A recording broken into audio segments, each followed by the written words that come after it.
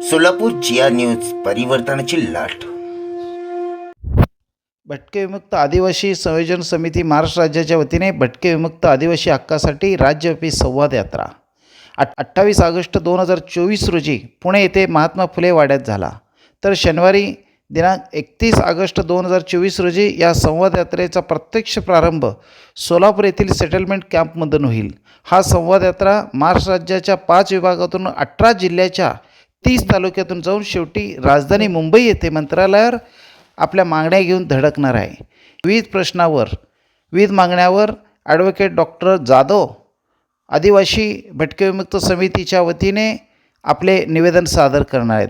या संवाद यात्रामध्ये भटके विमुक्त समाजाचे नेते लक्ष्मण गायकवाड, महेंद्र रोकडे, राजकुमार तगडे, शीतल साठे, सचिन माळी, ॲडव्होकेट अरुण भाऊ जाधव, मुमताज शेख यांच्या नेतृत्वाखाली होणार असल्याची माहिती भटके विमुक्त समाजाचे नेते भारत जाधव यांनी दिली.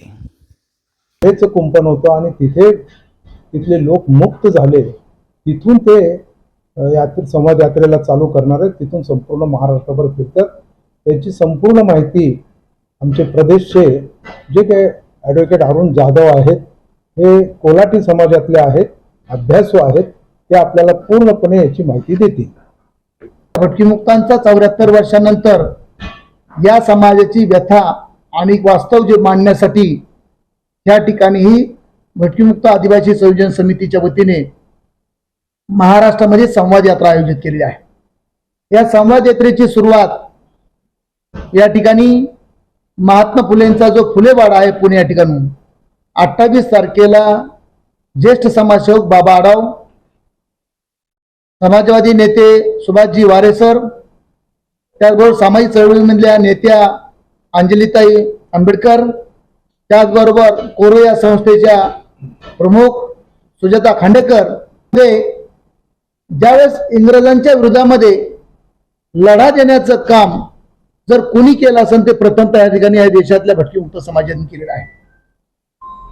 ह्या देशाचा तिरंगा फडकविण्याची जबाबदारी, तिरंगा फडकविण्यासाठी स्वतःच्या जीवाचं बलिदान, त्याचबरोबर इंग्रजांच्या विरोधामध्ये अनेक उठाव करून या ठिकाणी या भटकीमुक्त समाजातल्या 42 जातींनी वडार असन, तिरमले असन, कायकडे असन, डोरीगोस असन, मर्यावाला असन, मसनजुगी असन, नाथपंथी डोरीगोस असन, छप्परबंद असन, कायकडे असन, कोलाटी असन, डोंबरे असन, अशा अनेक ज्या जाती आहेत या भटकीमुक्त समाजातल्या, ह्या जातींनी सातत्याने इंग्रजांच्या विरोधामध्ये बंड केले आणि ह्या देशामधल्या इंग्रजांनी या ठिकाणी या भटकीमुक्त समाजाच्या वरती गुन्हेगारीचा शिक्का मारला आणि त्यामुळे हा समाज पूर्णपणे इथल्या व्यवस्थेच्या बाजूला गेला.